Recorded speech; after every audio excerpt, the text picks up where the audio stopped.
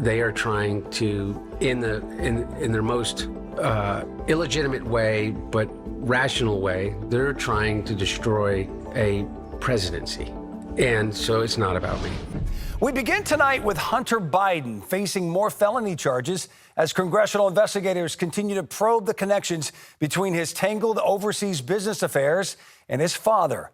On Thursday, federal prosecutors charged the younger Biden with 9 new criminal charges for not paying taxes on the millions he brought in by trading on the Biden name. Hunter is already facing 3 felony charges for lying about his drug use to buy a gun. Well, today, the White House said that President Biden will not pardon Hunter if he's convicted. So what does this all mean for the impeachment inquiry into President Biden? We're joined now by former Arkansas Governor Mike Huckabee, the host of Huckabee, right here on TBN. Governor Huckabee, thank you for joining us on this Friday. Well, great to be with you, Joe. Thanks.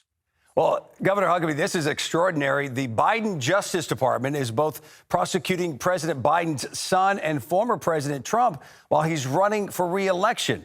So do you think there's any chance the Biden DOJ will be fair here?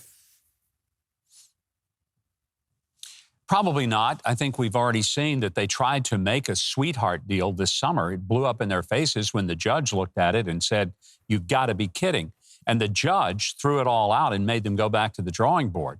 Well, that totally messed up Hunter's plans, which was basically to plead to a misdemeanor, get off, and have not only really no penalty, but also to be given a grant of immunity for the future for anything he might have done or maybe would do. And the judge just said, this is crazy. Nobody gets a deal like that. And so that's why Hunter is back under these indictments. I'm a little surprised that David Weiss actually brought them. But I'm glad that he's being treated a lot more like so many other Americans would if they failed to pay $1.5 million of taxes. This in the context of Joe Biden screaming about how people ought to pay their taxes. It's a terrible thing if they don't pay all their taxes.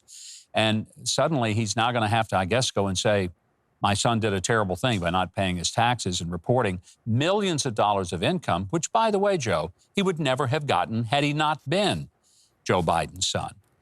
Well, I'm glad you brought that up because one of the most shocking things about the indictment, Governor, was how much money Hunter was making by using the Biden name to get millions from business entities in China and Ukraine. Do you see the helping hand of his father here?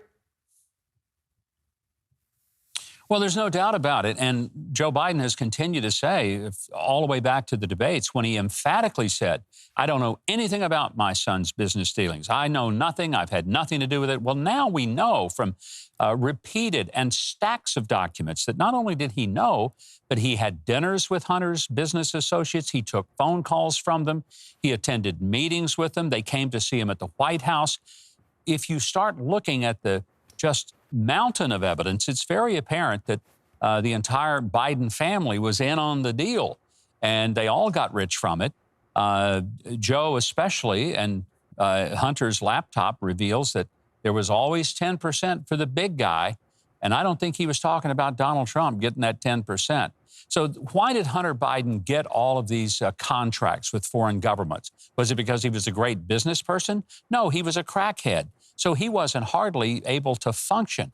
But he got these multi-million-dollar deals from China, the Ukraine, from oligarchs and various places because basically it was influence peddling, trading off the Biden name. Now the chickens are coming home to roost. Well, and he's defending himself. Hunter just gave an interview to a liberal podcast where he said the right is trying to destroy his father's presidency, not him. Let's take a listen to what he said.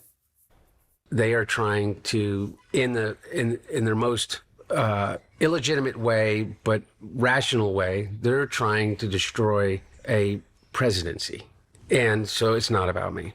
In their most base way, what they're trying to do is they're trying to kill me, knowing that it will be a pain greater than my father could be able to handle.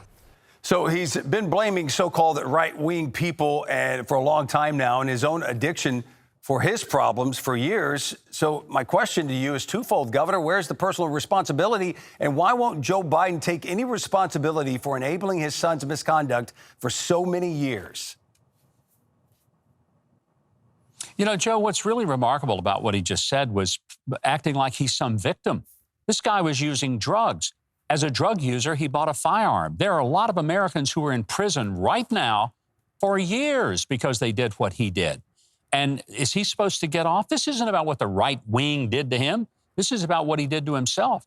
And the right wing didn't write checks to Joe Biden. The Chinese communists did.